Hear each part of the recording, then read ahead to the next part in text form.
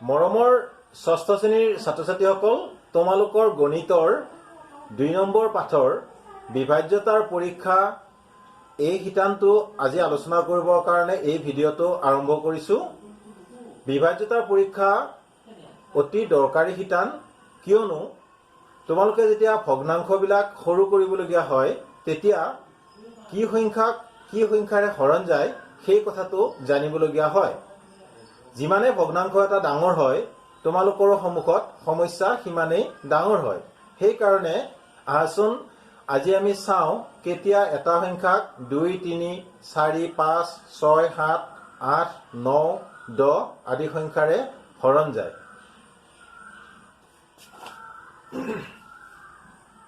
প্ৰথমতে আমি এটা সংখ্যা কেতিয়া 2ৰে বিভাজ্য হয় আমি সেইটো চাম। 2ৰে বিভাজ্যতা। তোমালোকে চাবা যেতিয়া এটা সংখ্যাৰ এককৰ ঘৰত 0, 2, 4, 6 বা 8 থাকে তেতিয়া সেই সংখ্যাটো 2ৰে বিভাজ্য হ'ব। এতিয়া আমি সংখ্যা এটা লওঁ 24। ইয়াত এককৰ ঘৰত আছে 4, গতিকে এইটো 2ৰে বিভাজ্য হ'ব। 306, ইয়াত এককৰ ঘৰত 6 আছে, এইটো 2ৰে বিভাজ্য হ'ব। 1000, ইয়াত এককৰ ঘৰত 0 আছে বা 0 আছে, সেইকাৰণে এইটো 2ৰে বিভাজ্য হ'ব। তোমালোকে এই যিটো নিয়ম সেই নিয়মটো আন ধৰণেও ক'ব পাৰিবা। যদি এককৰ ঘৰৰ সংখ্যাটো যুগ্ম সংখ্যা হয় তেতিয়াও 2ৰে হৰণ যায় বা 2ৰে বিভাজ্য হয়। এতিয়া আমি আহিম কেতিয়া এটা সংখ্যা 3ৰে বিভাজ্য হ'ব। 3ৰে বিভাজ্য হ'বৰ কাৰণে আমি প্ৰথমে এটা সংখ্যা ল'ম, যেনে ধৰা 3176। এই সংখ্যাটোৰ অংকবিলাক আমি যোগ কৰি উলিয়াম। ইয়াত অংক আছে 4টা আৰু অংকবিলাক আমি যোগ কৰিলে কি হ'ব? 3 + 1 + 7 + 6, 3 × 1 = 4, 4 × 7 = 11, 11 × 6 = 17 বা 17। এতিয়া 17ক তোমালোকে 3ৰে ডিভাইড কৰি চোৱা। যদি ডিভাইড হয় তেতিয়াহ'লে এই সংখ্যাটোক 3ৰে ডিভাইড হ'ব। কিন্তু আমি জানো 17ক 3ৰে কেতিয়াও ডিভাইড নহয় বা হৰণ নাযায়, গতিকে এই সংখ্যাটোক কেতিয়াও 3ৰে হৰণ নাযায়। ধৰা হ'ল 3176 লগত আমি আৰু এটা অংক ল'লো, অৰ্থাৎ 31761 কৰি ল'লো এবাৰ সংখ্যাটো। এই সংখ্যাটোৰ ক্ষেত্ৰত আমি 3ৰে বিভাজ্য হয়নে নহয় আমি চাম। 3 + 1 + 7 + 6 + 1 = এইখিনি আমাৰ 17 হৈছিল, +1 = 18 হ'ব। এতিয়া 18ৰ ক্ষেত্ৰতো তোমালোকে চাব পাৰা আকৌ 1 + 8 = কিমান হ'ব? 9। এতিয়া 9ক 3ৰে ডিভাইড হয়নে নহয় চোৱা। আমি জানো 9ক 3ৰে ডিভাইড হয়, গতিকে এই সংখ্যাটোক 3ৰে ডিভাইড হ'ব বা 3ৰে বিভাজ্য হ'ব। এইবাৰ আমি আহিম 4ৰে বিভাজ্যতা। 4ৰে বিভাজ্যতা নিৰ্ণয়।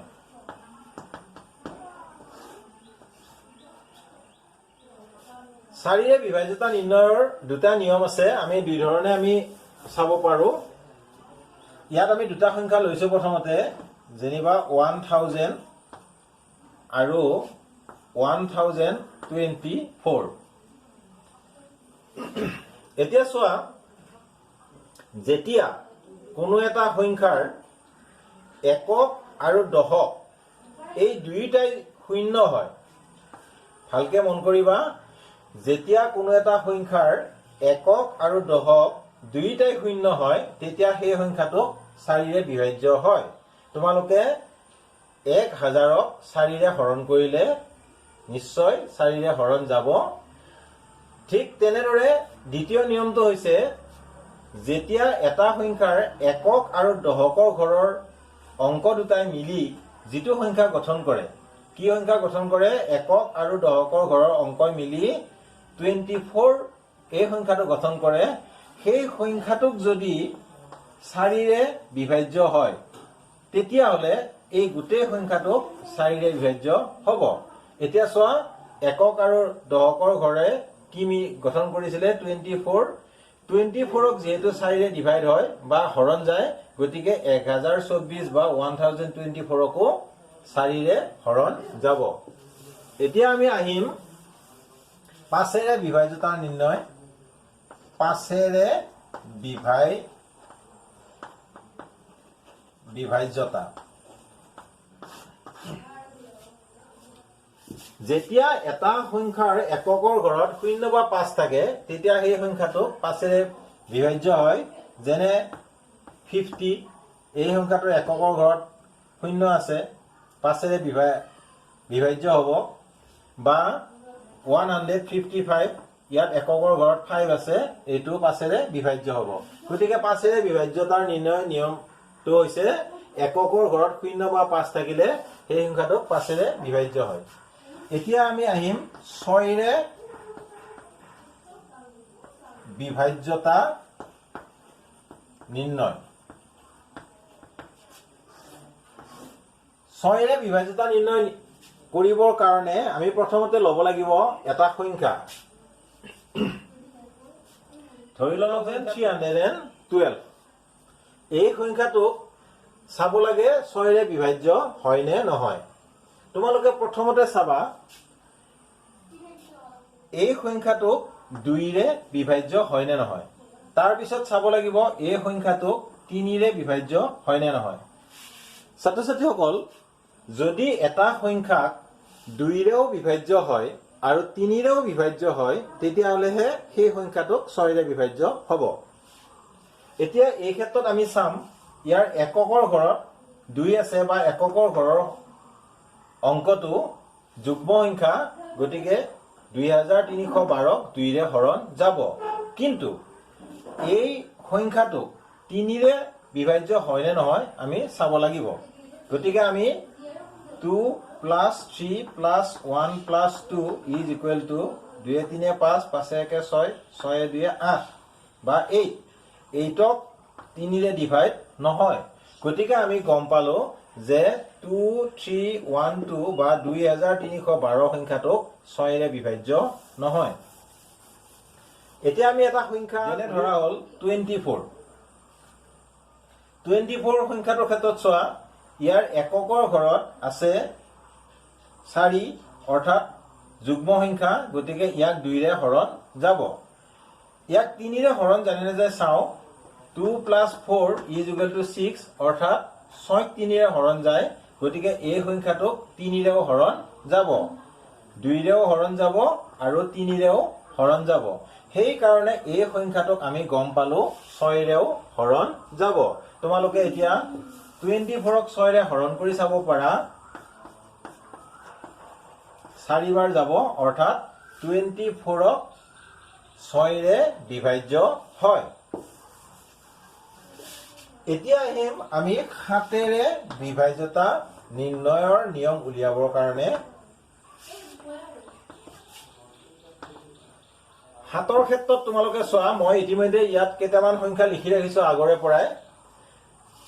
7ৰ ক্ষেত্ৰত চোৱা, 7ৰ লগত 25 পূৰণ কৰিলে 175 হয়, অৰ্থাৎ 175ক 7ৰে হৰণ যায় বুলি আমি আগতীয়াকে জানি থলো।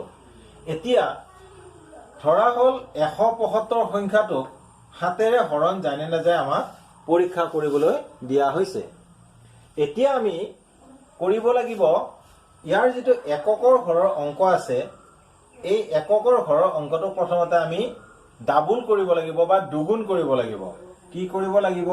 5 × 2 = 10।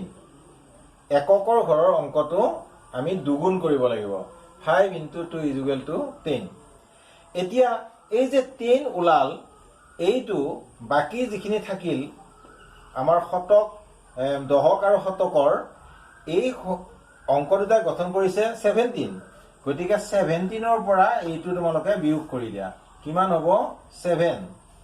এতিয়া এই যিটো বিয়োগফল ওলাল, এই বিয়োগফলক যদি 7ৰে হৰণ যায় তেতিয়া তোমালোকে জানিবা যে এই সংখ্যাটোক 7ৰে হৰণ যাব। গতিকে আমি এতিয়া ক'ব পাৰো যে 175ক 7ৰে হৰণ যাব। ঠিক তেনেদৰে এই সংখ্যাটোৰ ক্ষেত্ৰতো চোৱাচোন বাৰু। 266 বা 266ক 7ৰে 38 বাৰ যায় হৰণ কৰিলে আমি ইতিমধ্যে গম পালো। কিন্তু আমি পৰীক্ষা কৰি চাম 266 সংখ্যাটোৰ ক্ষেত্ৰত আমি কি কৰিম? এককৰ ঘৰৰ অংকটোক দুগুণ কৰিম। 6 দুগুণ 12 হ'ব। এতিয়া তোমালোকে এই 26ৰ পৰা বা 26ৰ পৰা 12টো বিয়োগ কৰা। 26 মাইনাছ 12 কিমান থাকিব? 4 আৰু 1 14। এতিয়া 14ক নিশ্চয় 7ৰে ডিভাইড হয়। গতিকে 226কো 7ৰে ডিভাইড হ'ব। ছাত্ৰ ছাত্ৰীসকল নিশ্চয় তোমালোকে বুজিবলৈ সক্ষম হৈছা। আমি এইবাৰ আহিম 8ৰে বিভাজ্যতা নিৰ্ণয়ৰ নিয়ম জানিবৰ কাৰণে। আমি প্ৰথমতে দুটা সংখ্যা লওঁ, যেনে 1000 আৰু 2888। 8ৰে বিভাজ্যতা নিৰ্ণয়ৰ নিয়মৰ কাৰণে আমি জানিব লাগিব যেতিয়া এটা সংখ্যাৰ একক, দহক আৰু শতক এই তিনিওটাই শূন্য হয় তেতিয়া সেই সংখ্যাটোক 8ৰে বিভাজ্য হয়। নতুবা যদি এটা সংখ্যাৰ একক, দহক আৰু শতকৰ অংককেইটাই মিলি যিটো অংক গঠন কৰে সেই অংকটোক 8ৰে বিভাজ্য হয়, তেতিয়াহ'লে সেই সংখ্যাটোক 8ৰে বিভাজ্য হ'ব। এতিয়া চোৱাচোন 888ক তোমালোকে 8ৰে হৰণ কৰা। 8 গুণ 8 8 8 গুণ 8 8 8 গুণ 8 অৰ্থাৎ 111 বাৰ যায়।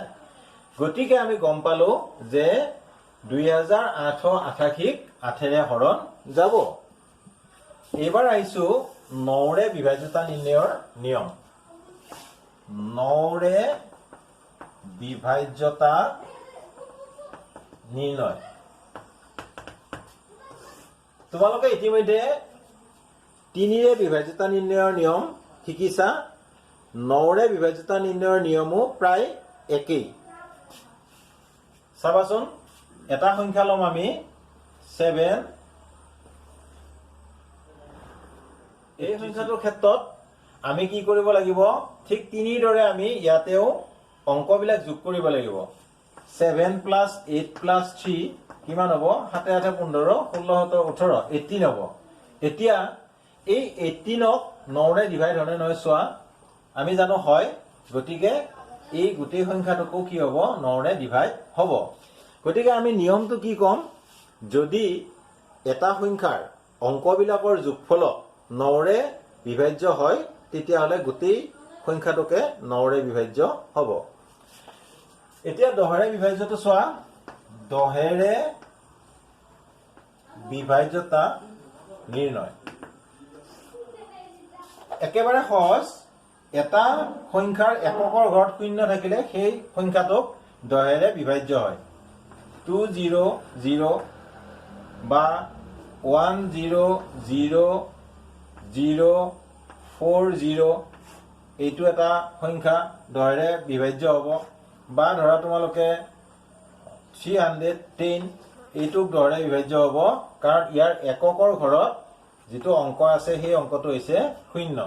গতিকে 10ৰে বিভাজ্যতা নিৰ্ণয়ৰ নিয়মটো তোমালোকে নিশ্চয় বুজি পালা। এতিয়া আমি আহিছো একেবাৰে শেষত 11ৰে বিভাজ্যতা নিৰ্ণয়ৰ নিয়ম। 11ৰে বিভাজ্যতা নিৰ্ণয়ৰ নিয়ম।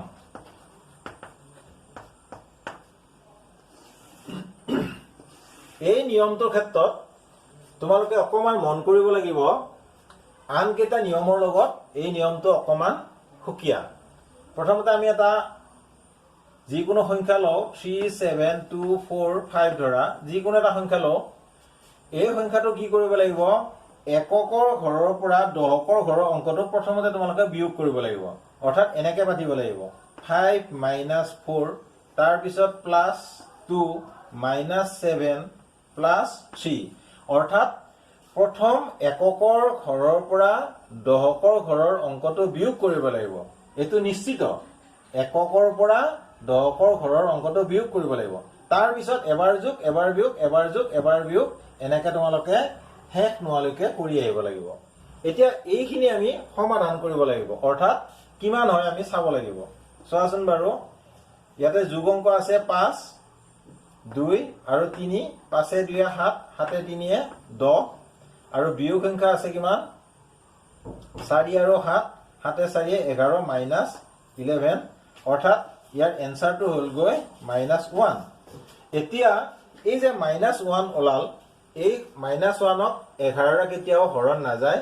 গতিকে এই সংখ্যাটোক 11ৰে হৰণ আমি আগৰ পৰা জানি থোৱা সংখ্যাৰ ক্ষেত্ৰত প্ৰমাণ কৰি দিও 121 11 11 121 তোমালোকে জানা 121 সংখ্যাটোক অৰ্থাৎ 11ৰে হৰণ যায় এটা তোমালোকে সেই 11ৰে হৰণ যোৱা নিয়মটো ইয়াত প্ৰয়োগ কৰি চোৱাচোন এটো একক এটো দহক 1 - 2 + 1 is equal to 1 + 1 2 - 2 is equal to 0 গতিকে আমি গম পালো এই সংখ্যাটোক 11ৰে হৰণ যাব ছাত্ৰ ছাত্ৰীসকল